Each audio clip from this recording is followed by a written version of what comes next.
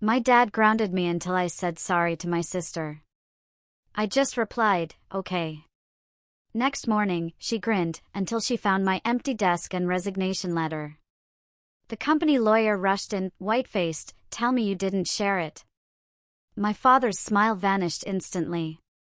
My world didn't just shift that morning, it imploded. One moment, my sister was smirking, radiating smug satisfaction. The next, she saw my empty desk, and her face went white.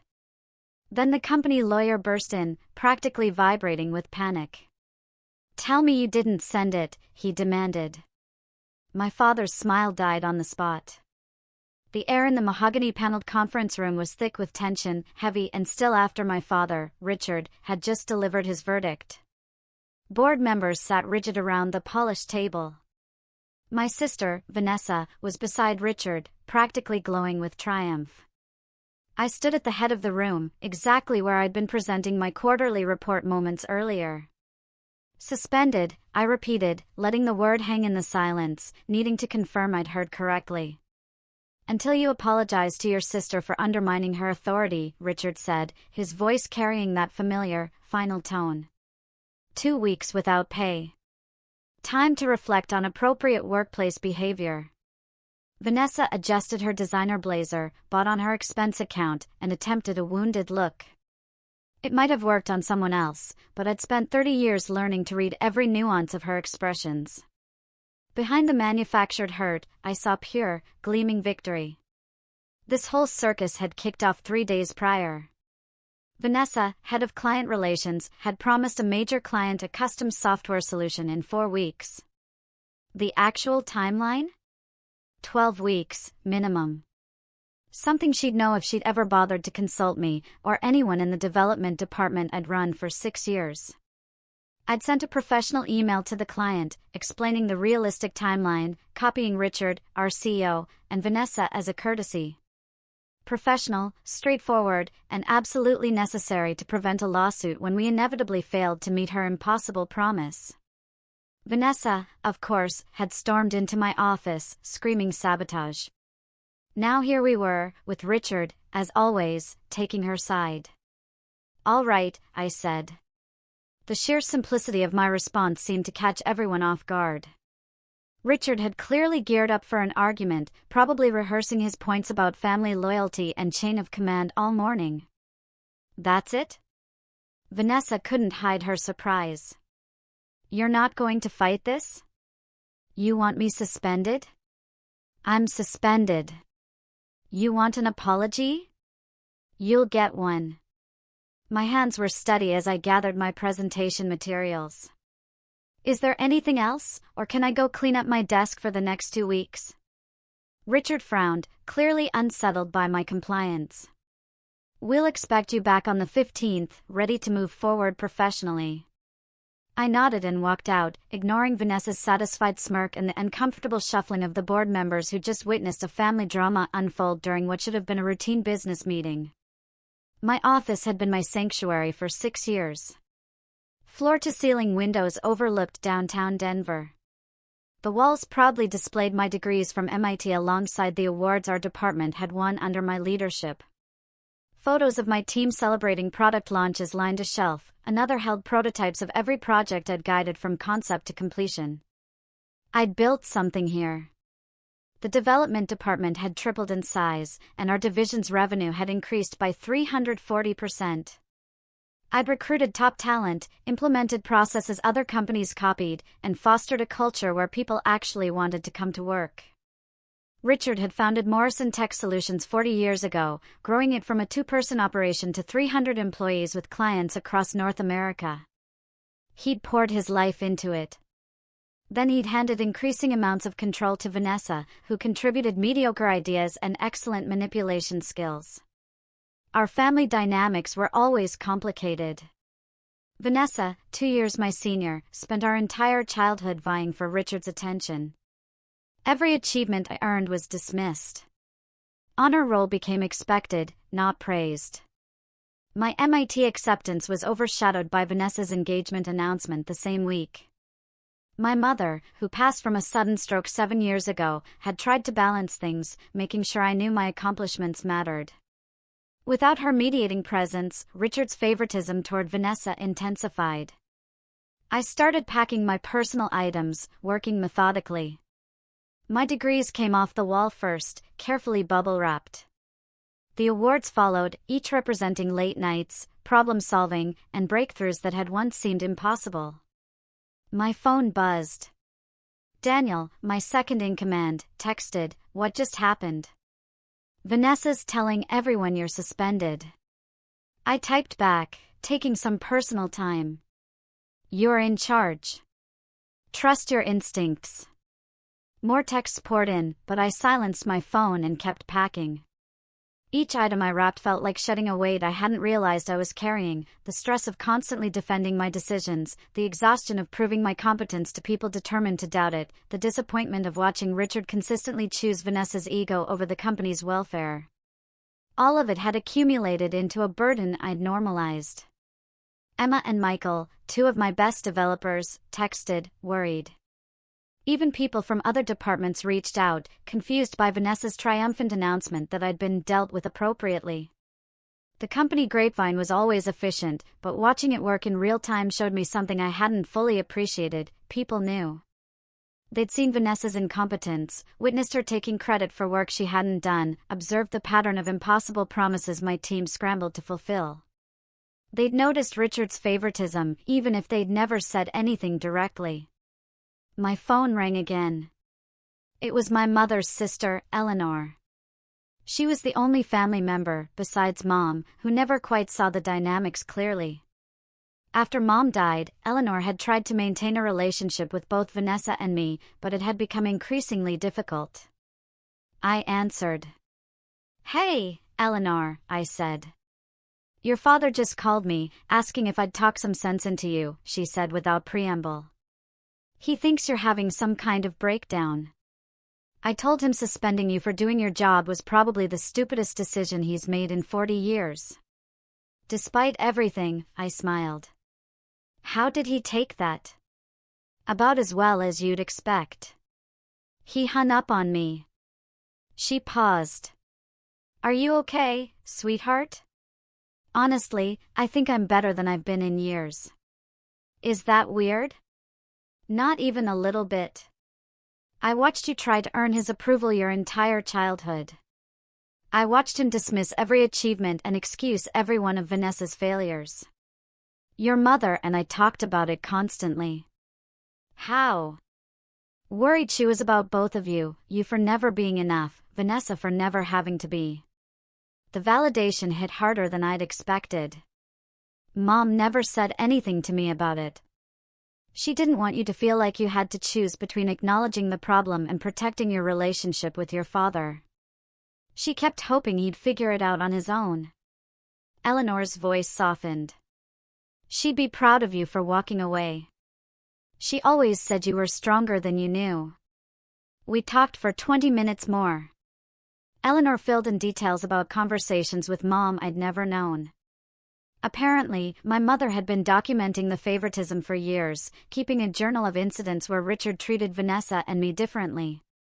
She'd planned to confront him eventually, but the stroke came first. "Do you still have Mom's journals?" I asked. "I do.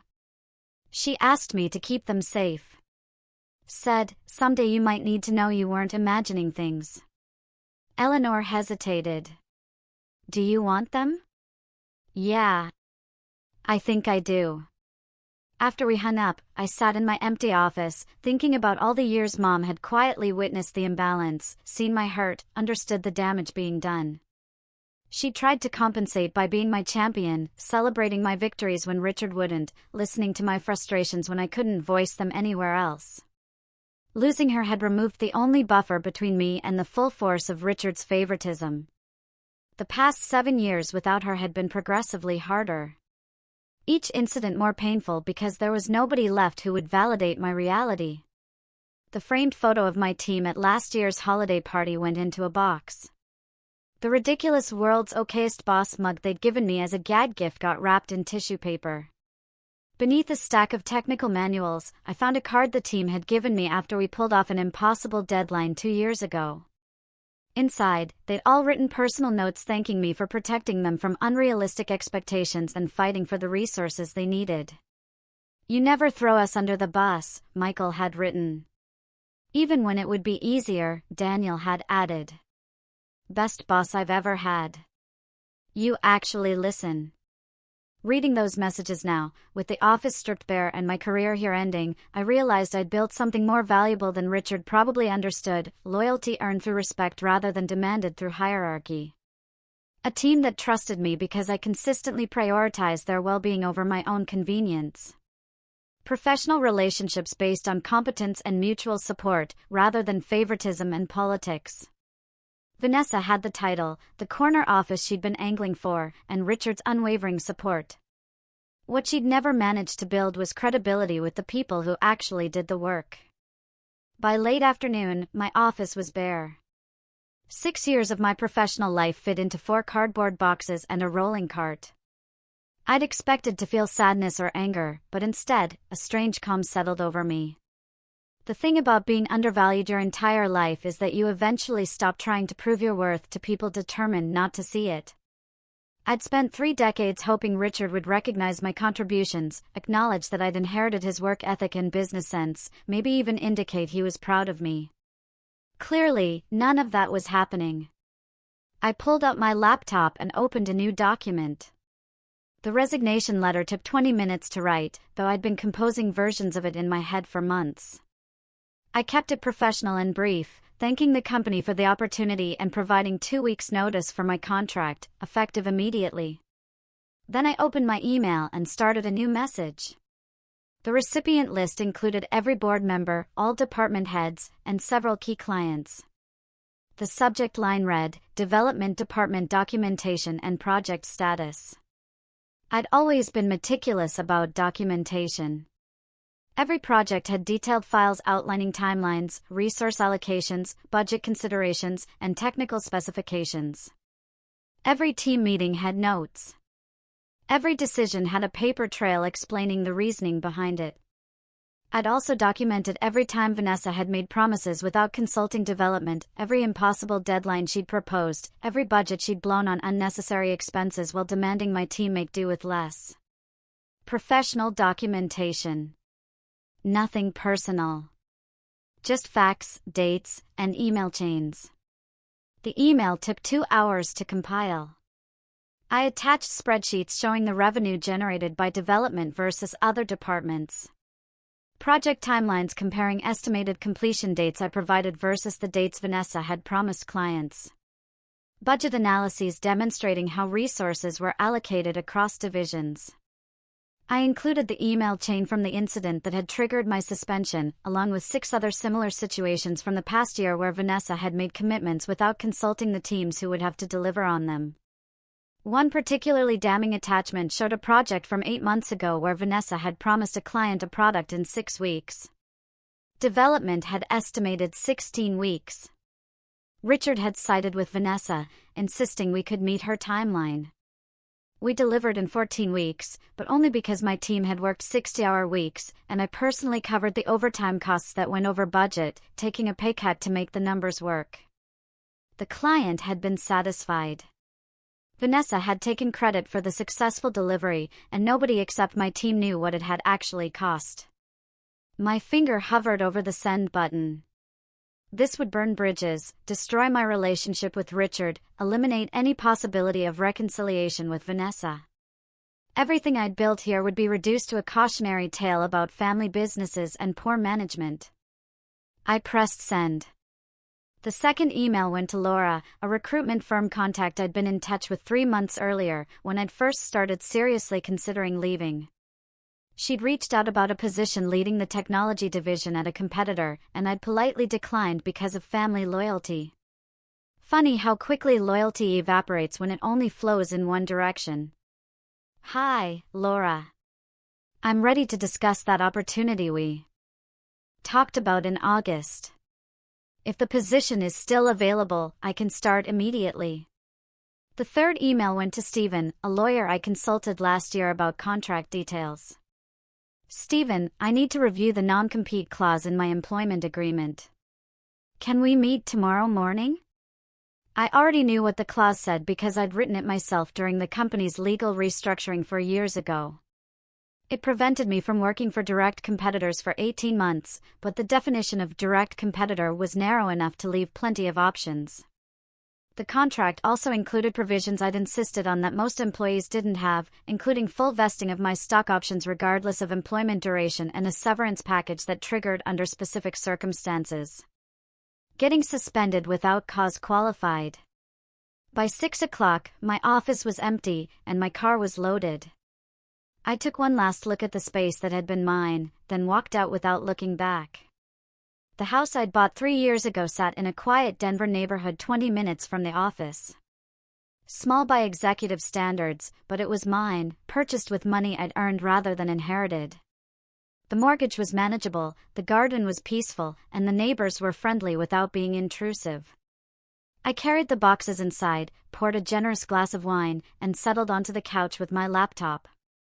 The responses to my documentation email had started arriving. The first was from David Miller, the company's lead counsel. Call me immediately. Arthur Jenkins from the board, we need to discuss this information. Can you come in tomorrow? 3 clients forwarded my email to their account managers with questions about project timelines. 2 of them specifically mentioned concerns about commitments Vanessa had made. Daniel from development, holy, is this real? Everyone's freaking out. I didn't respond to any of them. Instead, I opened a bottle of good wine and ordered Thai food, feeling lighter than I had in years. My phone rang 47 times that evening. Richard called 12 times. Vanessa called 8. David Miller called every 30 minutes like clockwork. I let them all go to voicemail. The messages grew increasingly frantic. Richard's first voicemail was angry, demanding I call him back immediately and accusing me of being unprofessional. His second was confused, asking what I thought I was accomplishing. The third was almost pleading, saying we needed to talk about this rationally. Vanessa's messages went straight to threats. She accused me of trying to destroy the company, of being jealous, of betraying the family. Her final voicemail dissolved into tears, claiming I was ruining everything Richard had built. The irony was almost funny. I'd spent 6 years contributing to what Richard built, while Vanessa spent the same period coasting on his reputation and making messes other people had to clean up. David Miller's messages were more measured, but increasingly urgent. The legal implications of the documentation I'd shared had apparently become clear, and he needed to discuss my intentions. I slept better that night than I had in months. Morning arrived with continued silence from me and continued chaos from everyone else. The calls had evolved into text messages, emails, and even a visit from Richard's assistant asking me to please contact the office. I sent one reply, a group text to Richard, Vanessa, and David Miller. I'll be in at 9 o'clock to collect my final belongings and submit formal paperwork. No discussion necessary. Laura from the recruitment firm called at 7:30. The position is still open, and after seeing your portfolio, they want to fast-track the interview process. Can you meet with the CEO this afternoon? Absolutely. The second call came from Stephen, my lawyer. Your non-compete is narrower than I remembered. You have options. Come by at 11, and we'll discuss strategy. Perfect. I dressed carefully for the office, choosing a navy suit that projected confidence without aggression. Professional, composed, ready to end this chapter cleanly. The parking lot was fuller than usual for 8:30 in the morning. Apparently, word had spread, and people wanted to witness whatever happened next. I walked through the lobby with my head high, carrying a leather portfolio that contained my resignation letter and several other documents Stephen had prepared last night after I'd emailed him the situation. The executive floor was chaos. Assistants huddled in corners, whispering. Department heads stood in doorways, looking worried. The energy felt like everyone was waiting for an explosion. My former office door stood open, and through it, I could see Vanessa sitting at my desk, rifling through the drawers I'd already emptied. She looked up when I appeared, her expression shifting from frustration to anger. "You had no right to send that email," she said, standing up quickly enough that my former chair rolled backward. "You've made me look incompetent in front of everyone." "The documentation speaks for itself," I replied calmly, not entering the office. "I simply provided information about project timelines and resource allocation. If that makes you look incompetent, perhaps the issue isn't with my email." Her face flushed red. "Richard's going to fire you for this. You've destroyed any chance of coming back." "I'm not coming back." I held up the portfolio. "I'm here to make it official." Footsteps thundered down the hallway. Richard appeared, David Miller close behind him. Richard looked like he'd aged 5 years overnight, his face drawn, his suit rumpled in a way I'd never seen before. "My office, now." He turned without waiting for a response. "Actually, the conference room would be more appropriate," David Miller said quietly. "This has moved beyond family matters." The same conference room where I'd been suspended yesterday now held an entirely different energy. The board members weren't present, but David Miller had brought a paralegal who set up a laptop to record the proceedings. "Before we begin," David Miller said carefully, "I need to clarify that this meeting is being documented for company policy regarding employment matters." Richard looked like he wanted to argue, but David Miller's expression stopped him. "My father might run the company, but smart executives listen to their lawyers during potential legal situations." "I'm resigning effective immediately," I said, sliding the letter across the table to Richard. "Per Section 7 of my employment contract, suspension without documented cause triggers the severance provision. I'm also exercising my stock options per Section 12, which allows immediate vesting upon voluntary departure following disciplinary action deemed inappropriate by outside counsel." David Miller winced. He clearly already read my contract and knew exactly what provisions I was citing. "You wrote those provisions yourself during the restructuring," Richard said slowly, realization dawning across his face. "I did. At the time, you called me paranoid for including them. Turns out I was just prepared." Vanessa had followed us to the conference room and now stood in the doorway. "This is blackmail. You're trying to extort the company." "Exercising contractual rights isn't extortion," David Miller said quietly. "These are provisions she negotiated in good faith 4 years ago, and the company agreed to them."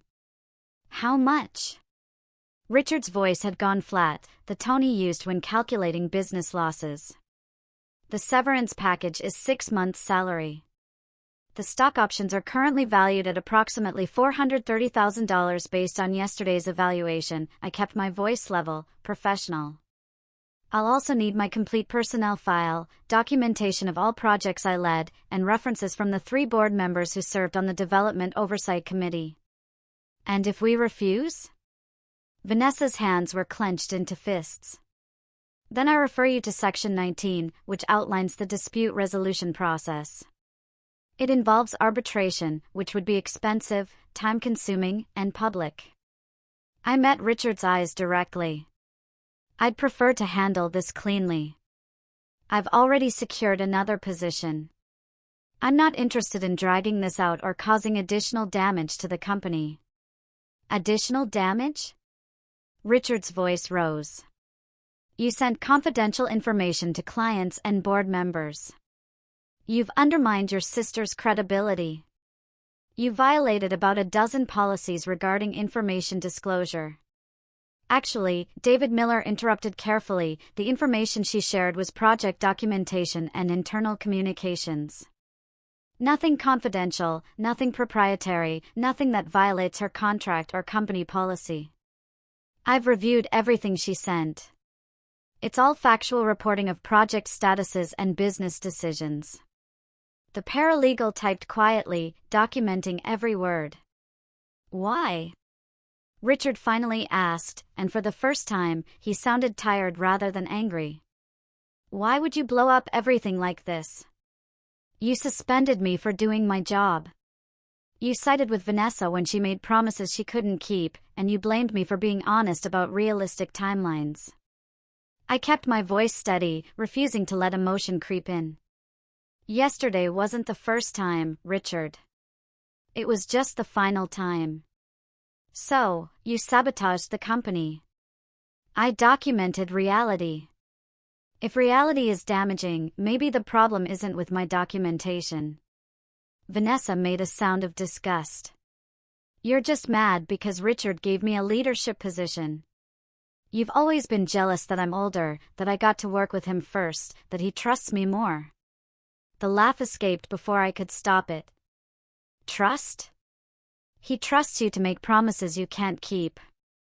He trusts you to take credit for other people's work. He trusts you to prioritize your ego over the company's success. That's enough, Richard said sharply. You're right. It is enough. I stood, gathering my portfolio. David Miller, I'll expect the paperwork for the severance and stock options by end of business today. You have my lawyer's contact information. Wait. Richard's hand came up, a gesture that had always meant, stop. Listen. Obey. We can work this out. Take a few weeks to cool down, and we'll discuss how to move forward. There is no moving forward. Not here. I moved toward the door, then paused. You built something incredible, Richard. Morrison Tech was everything you dreamed it could be. You should probably figure out how to keep it that way instead of letting it crumble because you can't admit your favorite child isn't qualified for the role you gave her. Vanessa's face went pale. How dare you? The Hamilton project launches in 6 weeks, I said, turning back to face them.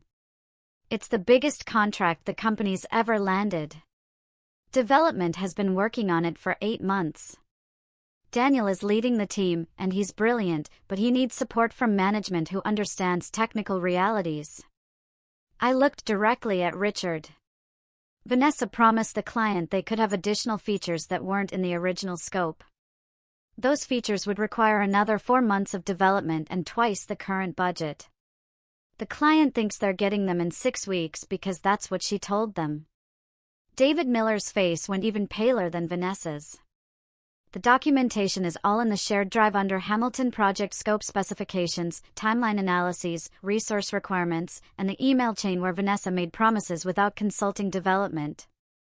I adjusted my portfolio. You can fire Daniel for telling you the same truth I did, or you can fix the situation before it turns into a lawsuit. Your choice. I walked out while they were still processing that information. The elevator ride down felt surreal. I'd worked in this building for 6 years, walked these hallways hundreds of times, built relationships and projects, and a career I'd been proud of. All of it was ending because I told the truth and refused to apologize for it. My desk had already been cleared, but I stopped by development on my way out. The team was clustered around Daniel's office, clearly having witnessed enough drama to piece together what was happening. You're really leaving? Emma, one of my senior developers, looked stricken. I am, but you're in excellent hands. I caught Daniel's eye. Trust yourself. You know what you're doing. Don't let anyone tell you otherwise. The Hamilton project, I addressed the whole team, is documented thoroughly. Stand your ground on the timeline. Don't let them push you into making promises you can't keep. I looked at them all.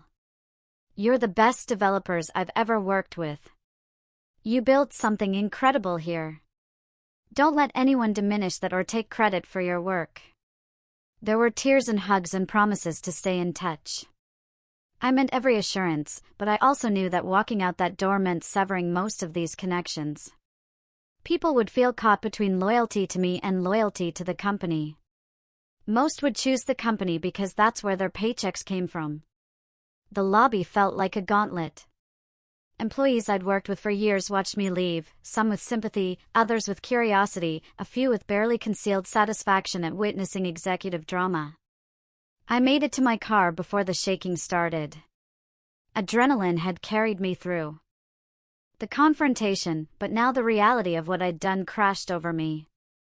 I quit my job, burned bridges with my family, destroyed my relationship with Richard, and guaranteed I'd never speak to Vanessa again.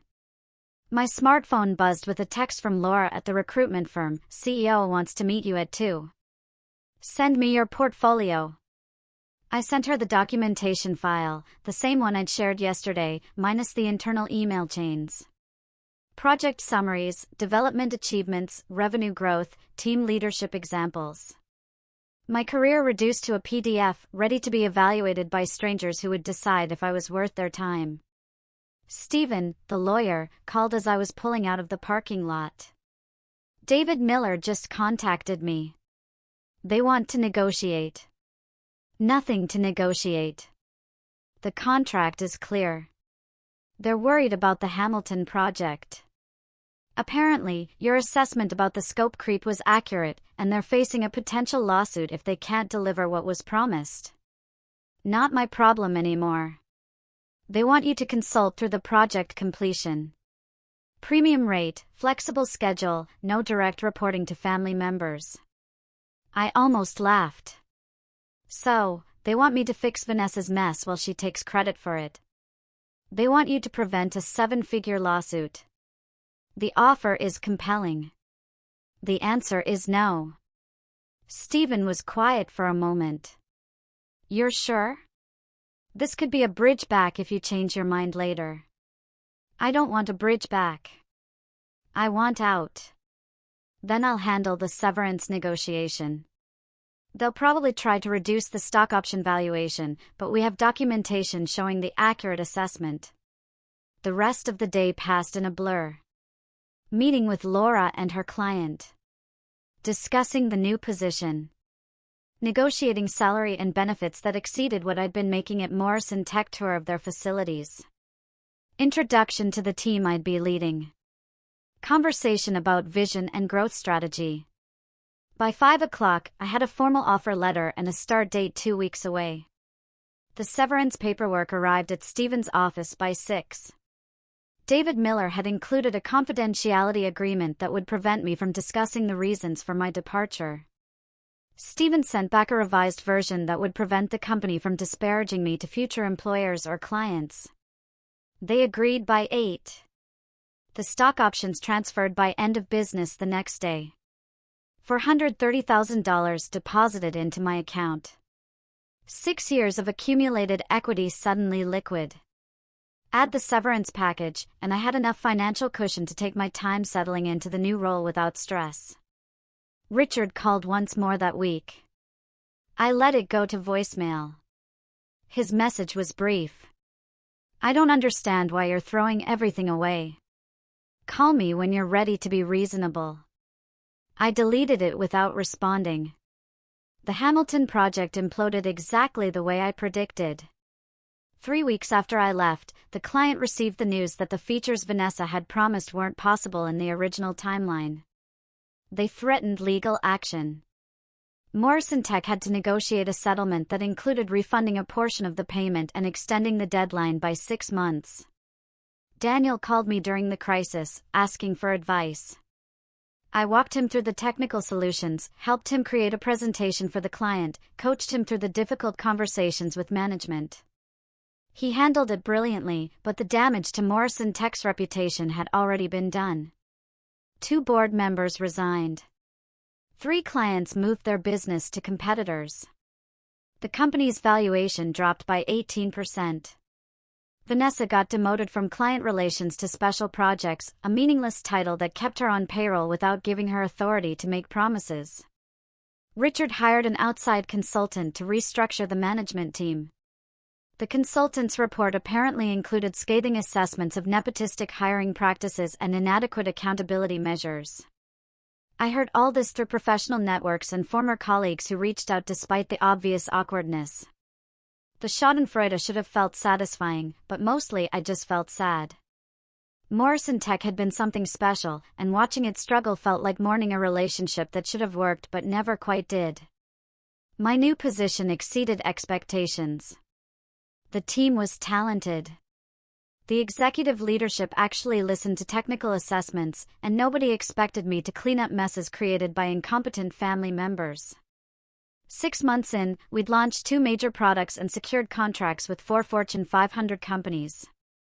I bought a bigger house, adopted a dog, Cooper, started dating someone who worked in an entirely different industry and had no connection to tech or family drama.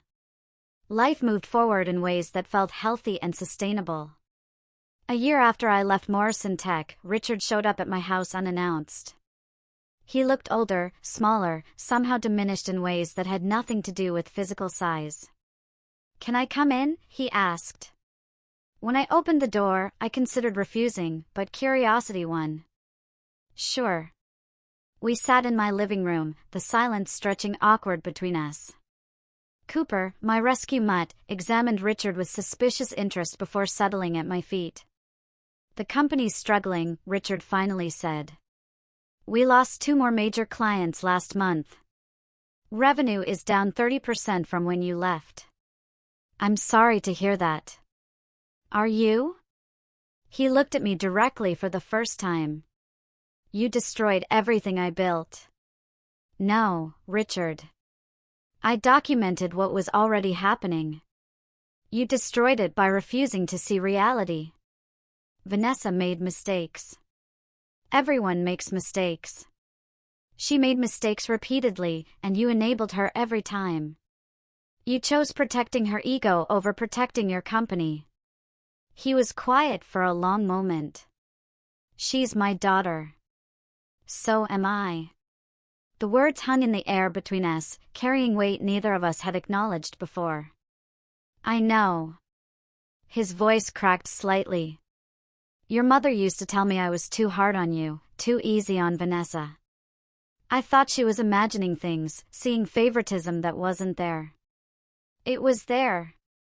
I know that now." He rubbed his face tiredly. The consultant's report was illuminating. Apparently, I've been displaying systematic bias favoring the elder daughter while holding the younger to unrealistic standards. Her exact words. "Sounds accurate. I came here to ask if you'd consider coming back. Not to your old position. As COO, full authority over operations, seat on the board, equity stake that would make you a major shareholder." The offer hung between us, tempting in ways I hadn't expected. The company my father built, the legacy he'd created, the opportunity to fix what had gone wrong. "No." Richard's face fell. "Just like that? You won't even consider it?" "I don't need to consider it. I have a position I love. Working with people who respect my expertise, building something new. Why would I go back to constantly proving my worth to people who've already decided I don't have any? Because it's family. Family should be the place where you don't have to prove anything, Richard. Family should be the people who see your value even when you mess up. You gave that unconditional acceptance to Vanessa, but you never gave it to me." He was quiet, staring at his hands. "I failed you." "Yes, you did. Is there any way to fix that?" I thought about it honestly, searching for an answer that felt true. "I don't know. Maybe eventually, but not by offering me a job to save your company. If you want a relationship with me, it can't be transactional." "What would it look like if it wasn't transactional?" "It would look like you acknowledging what happened without trying to justify it. It would look like you respecting my decisions even when they disappoint you. It would look like building something new instead of trying to resurrect something that's already dead." Richard nodded slowly. "That sounds hard. Most worthwhile things are." He stood to leave, pausing at the door. "For what it's worth, I'm proud of what you've accomplished in your new position. I've heard good things about the work you're doing." "Thank you." The words felt inadequate but genuine. "Can I call you sometime?" "Not about business. Just to talk." "Maybe. We'll see." He left, and I closed the door behind him, leaning against it while Cooper pressed against my legs in silent support. The conversation should have felt like closure, but instead, it felt like an opening.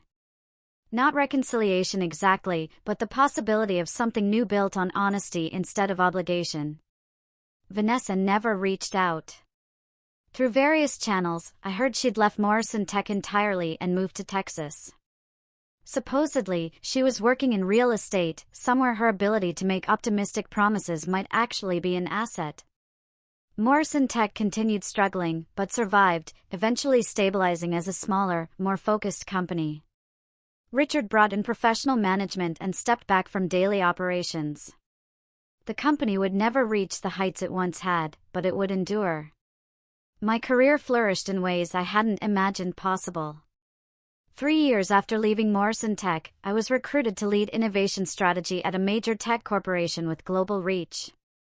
5 years after that, I launched my own consulting firm specializing in helping family businesses navigate succession planning and management transitions. The irony wasn't lost on me that I'd become an expert in the exact dynamics that had destroyed my relationship with my own family business. Richard and I spoke occasionally, carefully building something that resembled a relationship.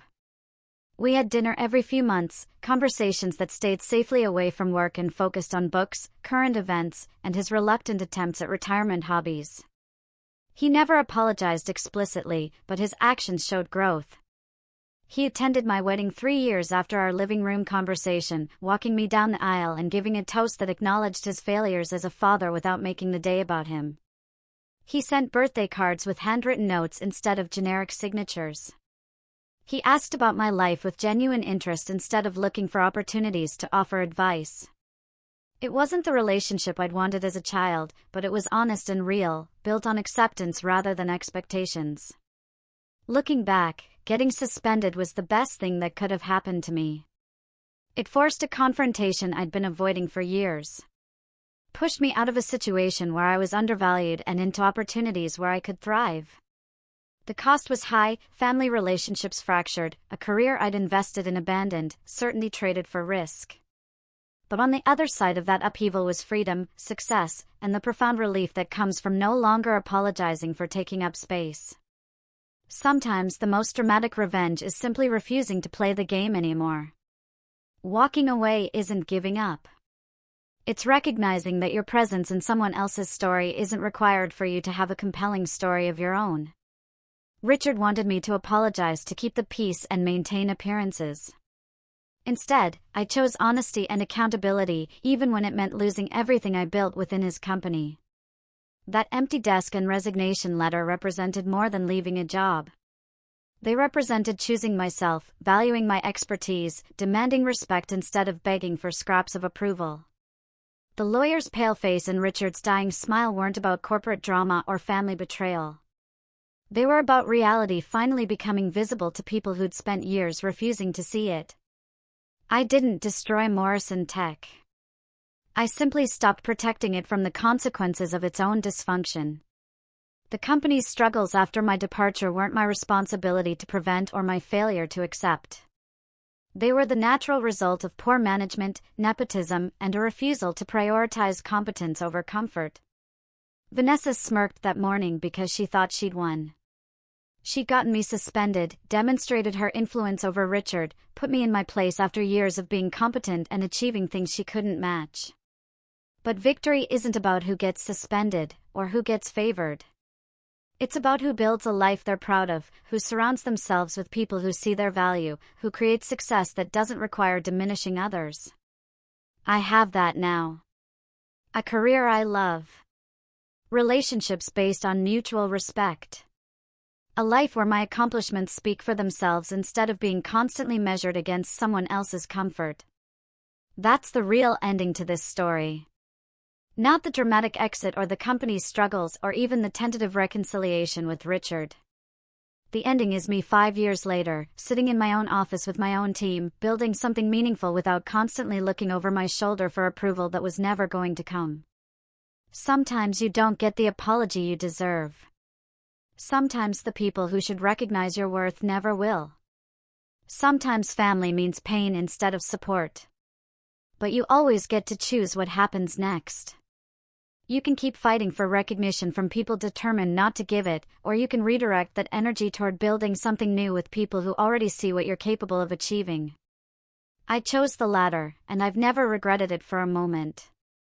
What would you have done in my place?